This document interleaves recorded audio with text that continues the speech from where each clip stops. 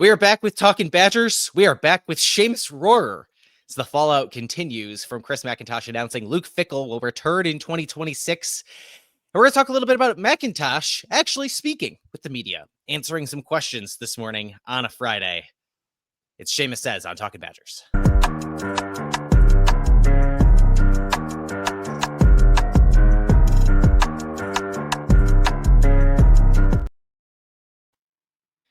Welcome to Talking Badgers, powered by BadgerNotes.com. I'm your host, Kedrick Stumbris. You can find the show on the website formerly known as Twitter at Talking Badgers, YouTube.com/at Talking Badgers to get this into your feed as soon as possible.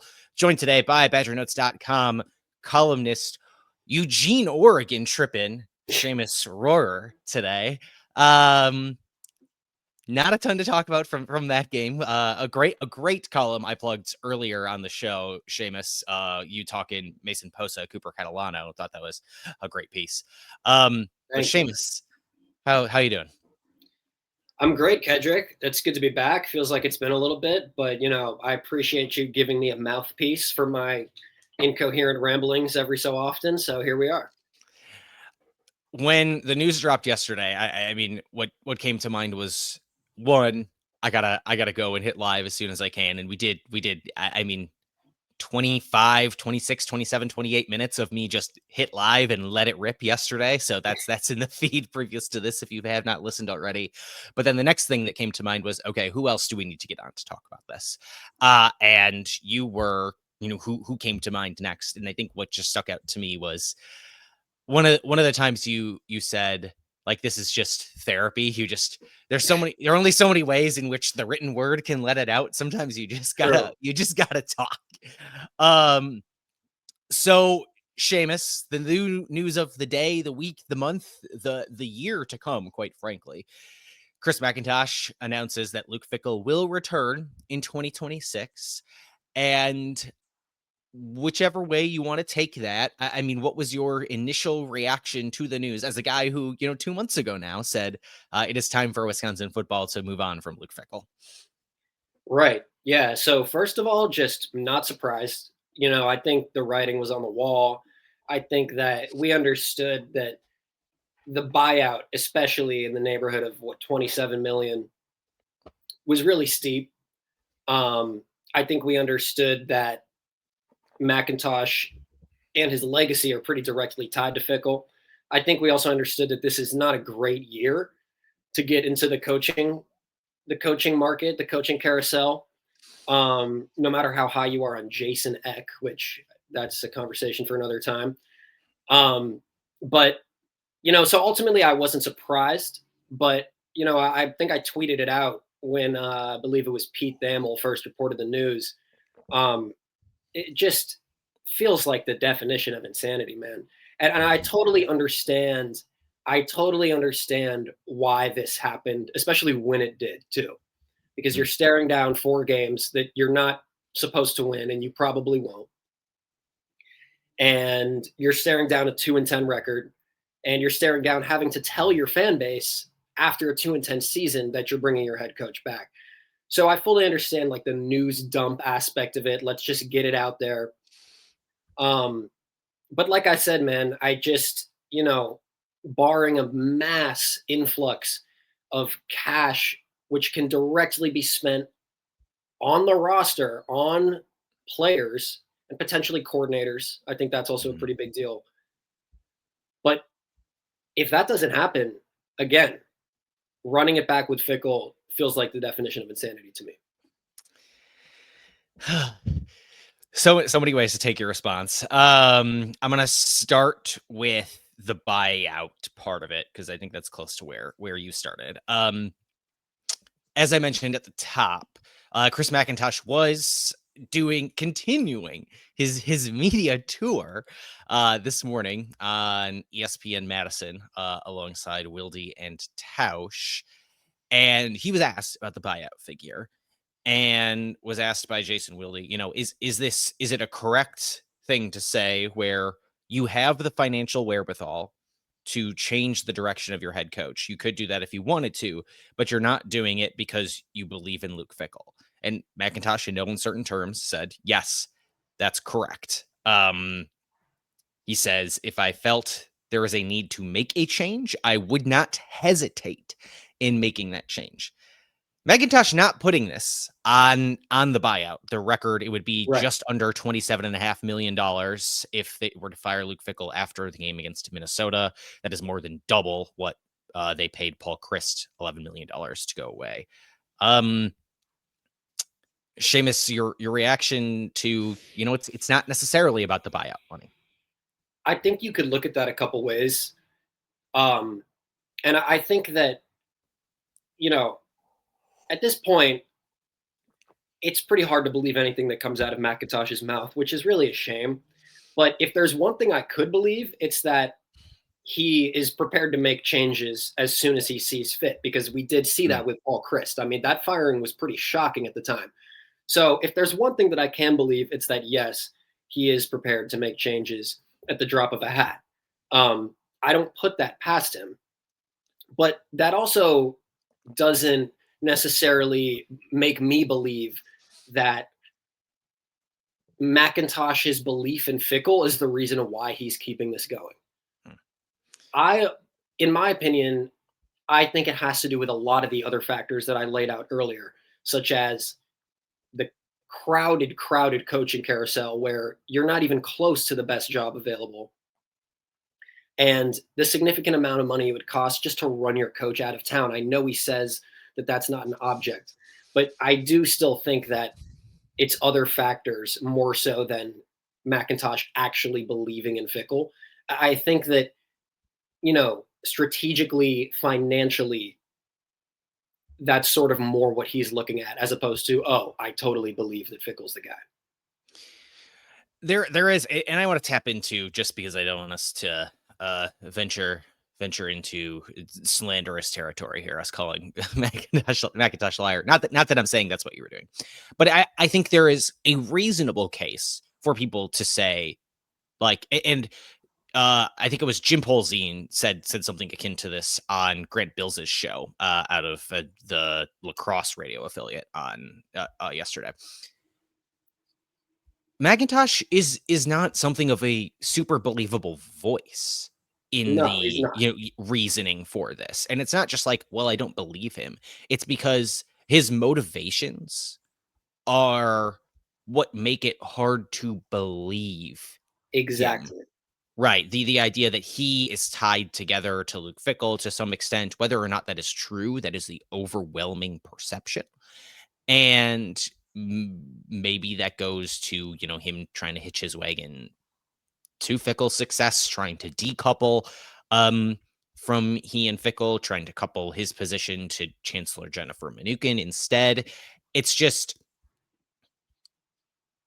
regardless of anything he has said, what his personal stakes are in this, or are perceived to be in this, I think understandably make people less likely to believe him at face value. Absolutely. It's a conflict of interest, but I mean, this is what he signed up for.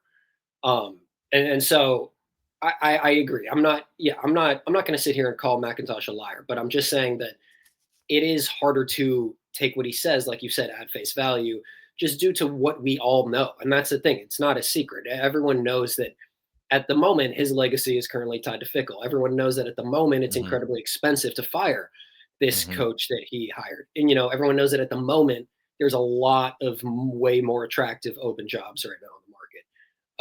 So, again, I don't want to, I agree, I don't want to venture into the slanderous territory, but I just do think that is where a lot of the sort of animosity and maybe distrust comes from. Whether or not it's fair is another debate entirely. Yeah, exactly. It's all just so complicated. I just wanted to flesh out the thought, because I thought you were getting at something that was worth talking about. The money outside of the buyout, where in a quote to ESPN yesterday, Luke Fickell, or not Luke Fickell, sorry, Chris McIntosh said the talking about the level of investment they expect, to compete at the highest levels of the Big Ten and beyond, and they expect to invest at a commensurate level to that, at a level on par, were his words, Right. with those teams. I just find that very difficult to understand what that looks like, because that's something that would run at odds with the entire history of the Wisconsin football program, with the Wisconsin Absolutely. football landscape. Um, and so Seamus, I wondering what your reaction to that is about, or what it is you would want to see heading into 2026 to make you believe that Wisconsin is making that kind of investment. I think that the sort of consensus reaction to McIntosh's stressing, increased investment in the football program, I think the consensus reaction of sort of we'll believe it when we see it Mhm, is completely warranted. mhm, Wisconsin has been one of the most frugal programs in the Big Ten, and I think that reaction is completely warranted. And I think also when you have McIntosh, the way his messaging hasn't been great. The way that he's getting these points across also isn't great. Reading some of his statements that I think he first released to ESPN, when he says that Wisconsin, quote unquote, intends to mm, invest. So they mhm, intend to invest at this level that competes with their peers. Does that mean that they're going to beg their donors, and if that doesn't work, then the intent, is meaningless? I'm not sure what it means, but I understand why people are skeptical of, the supposed financial doubling down on the football program. But one thing that I will say is that that got a pretty, consensus negative reaction. And like I said, I understand why. It's just simply hard to believe based on the recent history of Wisconsin football, like you said. But people that are saying money is not going to fix the problems, I also strongly disagree with that, because mm, money absolutely will fix problems if it's spent on the right things. I mean, I'm not talking about practice facilities. I'm not talking about assistant coaches. I'm talking about coordinators. I'm talking about blue chip transfer portal talent. I'm talking mm, about proven winners at quarterback. I think a really good example that you have to look at that's playing out this year is the University of Virginia under head coach Tony Elliott. mm, Um, maybe a month ago, Grace Rayner of the Athletic had a really good deep dive into how that program has found success this year. And under I believe it was the first 3 years with Tony Elliott, they were a combined 11 and 23. mhm, And the Virginia athletic director simply convinced a very historically skeptical group of donors to double down and invest in the football program. They sign an incredibly talented quarterback out of the transfer portal in Chandler Morris, amongst many other talented players. And now Virginia is in legitimate contention, for an ACC championship game spot, potentially a college football playoff spot. So I think that money absolutely can solve problems if it's spent the right way. But I understand the skepticism in that department. So here's where I want to push back on this a little bit, because I think this is a I don't even necessarily know where I shake out on that debate. But there are worthwhile points on both sides. And one of the ways in which money doesn't fix the problem is something like, you say coordinators, you can invest in coordinators.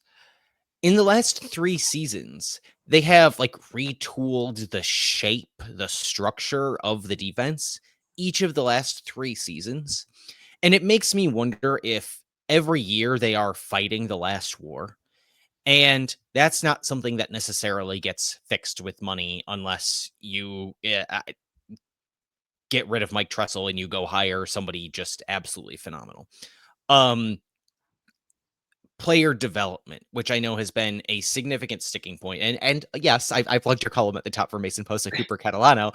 And they are success stories for Wisconsin They under are Luke Fickell. diamonds in the rough, though, certainly.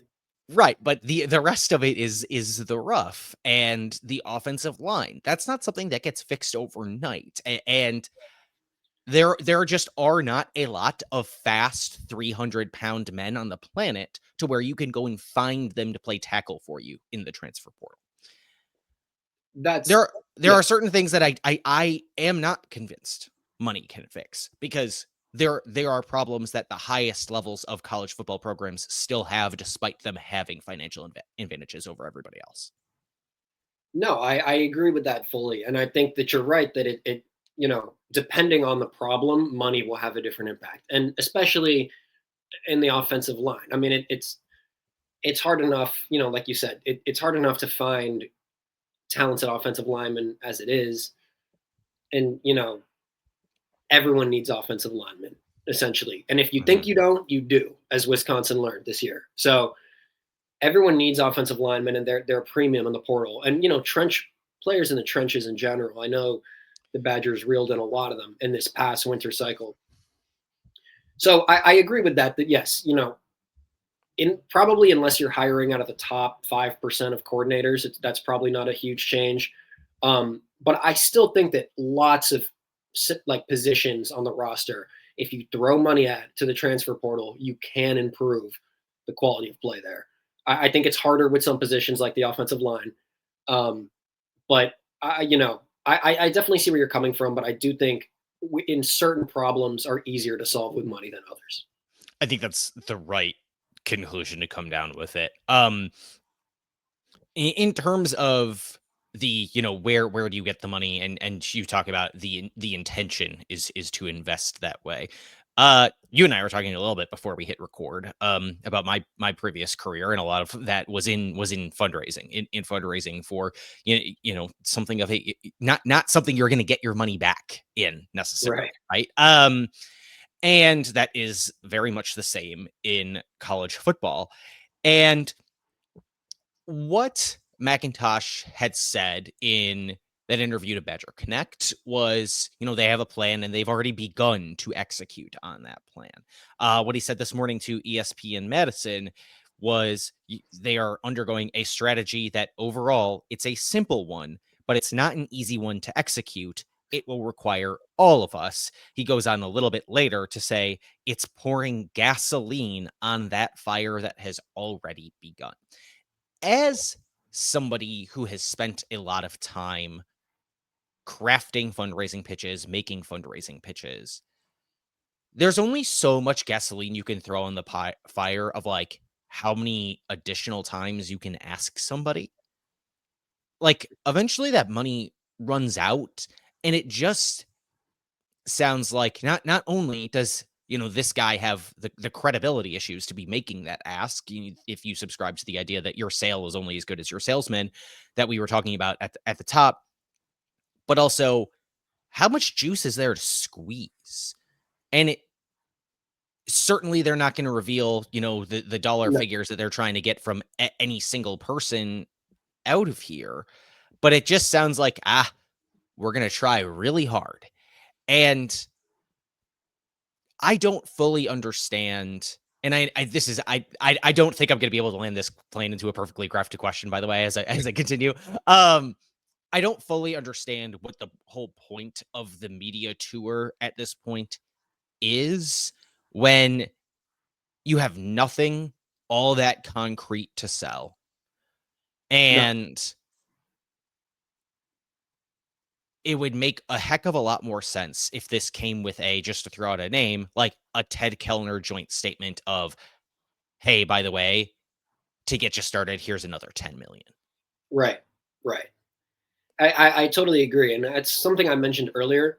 The messaging hasn't really made anyone feel better about it. You can come out with all the statements that you want, but if you're giving us these sort of vague mixed signals, it's understandable for the fan base and the media to push back on it and be like, well, we're not just going to take you at your word for this. I totally agree. And what you just hope isn't happening is that you hope this isn't an echo chamber situation where you have McIntosh and you have the donors that supported him. Kellner is one of them. And what you hope isn't happening is that there's no outside ideas being brought in. I mean, again, it's hard to take it's just hard to take those comments at face value, like you said, because they're very vague. Um, they're historically Hmm. untrue. So yeah, for me, it's really a see. We'll believe it when we see it. Um, and I think it starts. I think when we'll start to see it is November, whatever the day after the X game is. Yeah. That's usually when all the sort of transfer portal news starts to just the floodgates just burst. And Right. the first step is obviously retention. And so I think that is when we'll start to get a sense of how well funded is this program, to the sense where they can retain the players that they want to retain. They're going to lose a lot of people to the transfer portal, newsflash, after probably a 2-10 season. But if they can keep the core pieces, that's a start. Now, when the transfer portal actually opens on January 2nd, can you reel in some talent? Maybe not along the offensive line, but can you, shell out a lot of money for a really talented quarterback who's not going to, sustain a non-contact injury on the game's second drive? Um, so I think that's kind of when we're going to start to see some of the early return on that statement. But you're right; it's sort of impossible to take at face value right now. I want to continue to spin this forward looking as you started doing there, because the one thing we heard this morning from Macintosh that I thought was a little bit different, a little bit more specific, was not just talking about their ability to succeed and ability to succeed in the Big Ten, and his belief that Luke Fickell is the same coach. He went out of his way today to say Luke Fickell hasn't forgotten how to coach football. Which, a good quote that I'll probably shoehorn into a headline later this week. But the one thing that he did put a little bit more specificity on was his belief that they can succeed in 2026. And he went out of his way to say, Macintosh did, that in the era of college football that we're living in, obviously there are all kinds of challenges, but there are real opportunities.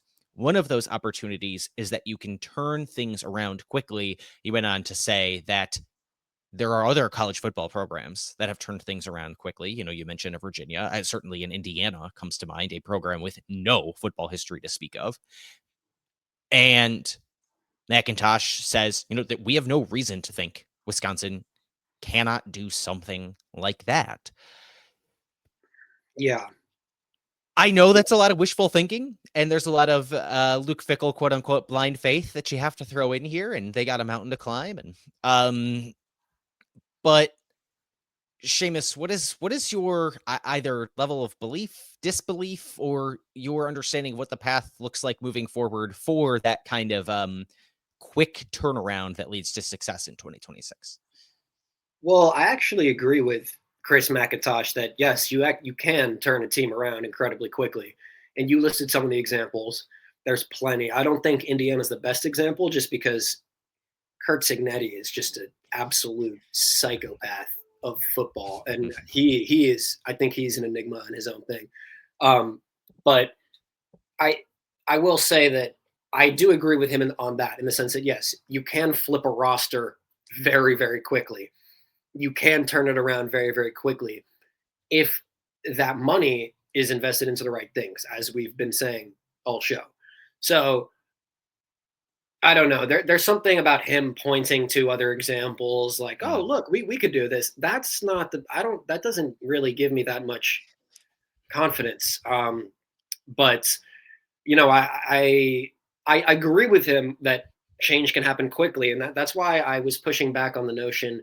A lot of people were commenting, like, money isn't going to solve it. I think money does solve some of the problems, and I think money does help you change your fortunes relatively quickly.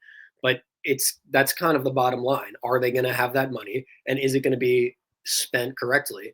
Um, and so, yeah, I mean, again, I don't disagree with him there, but it's just I'll believe it when I see it. This just came to mind for me, and so I want to get your gut reaction to this take. The idea of, oh, why can't that be us? Isn't that what got you into this mess in the first place?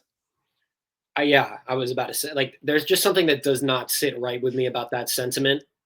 Um, Yeah, I don't like the rhetorical question aspect of it. Like, you should know why that can't be you or why it isn't you.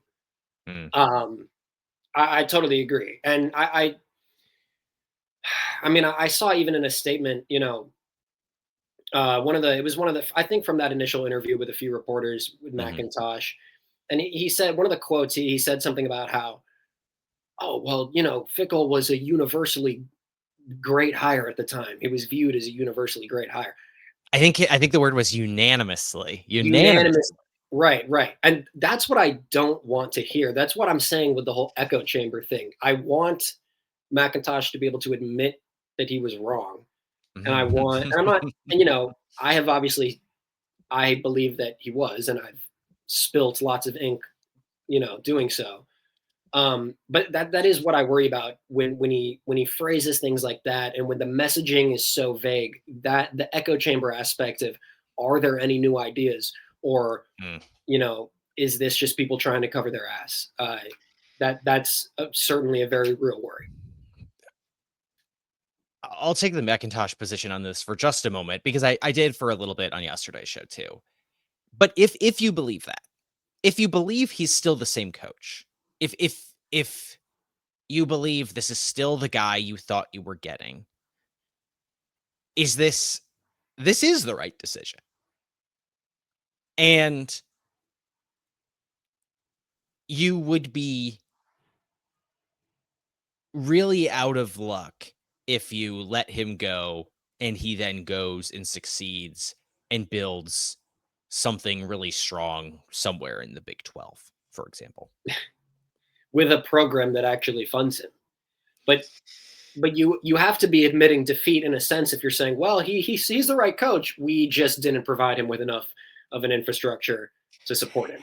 And So that's the push-pull that I don't like in all of this, that right, I think I think makes Chris McIntosh a less reliable communicator than he is trying to be, because exactly. there is a lot of different excuse making for Luke Fickell here. There is both the money aspect, and he is also going out of his way in saying, they have lacked a lot of their starters over the course of this season, and not just at the quarterback position.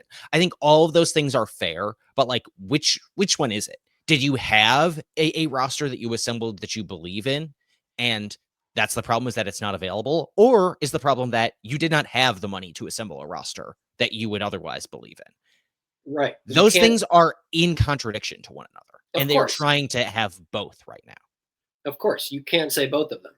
And I think, I think it might have been you, Kedrick, actually, who like pointed this out to me the first time. But Mm. you noticed how in every little news release to the national media recently, that's Oh been a yeah. little aside. Oh, by the way, Fickle's only had his starting quarterback in 11 of 30. Like, that has been included in every national media person's story, um, from this whole saga of, oh, Fickle receives a vote of confidence. Oh, we're bringing Fickle back. I so again, the messaging has just been inconsistent. It's been contradictory, and so that's why, as I've said many times, I'll believe it when I see it. I don't doubt that millions and millions of dollars could turn this program around, but I do doubt that that's actually going to happen. That seems about as good of a place to leave it, as we can. Seamus, I will ask you this. I don't know if we've asked you this on this program before, but in our season preview episode on the After Dark show, we went around the horn and asked, and at the time, I don't think people were very pleased with our answer. Now I think people might have a different tune. We went around the horn and asked, when Wisconsin opens the season in Ireland against Pitt in 2027, will Luke Fickell be on the sidelines? I think this is a harder question to answer today. Back then, we all said no. What you think? Man, the Aer Lingus Classic, Dublin, Ireland, 2027. I, to be honest with you, I have to say yes because I just don't see how it can get worse, and I and Mm, I, you know, I don't see how it can get worse, and I think the bar is now so low. I mean, the bar is now to win a conference game, right? So if Fickle can do that maybe twice next year, Well, that's progress. I don't know. I think I would have agreed with the rest of you gentlemen at the beginning of the season, but now after just absolute disaster, it pretty much cannot have gone any worse than it has, barring like an upset loss to Miami of Ohio in week 1. Hmm. Seeing how bad it is and seeing how changes have not been made, there's no reason for me to think that Fickle will not be in Dublin at the Aer Lingus Classic against the University of Pittsburgh in 2027.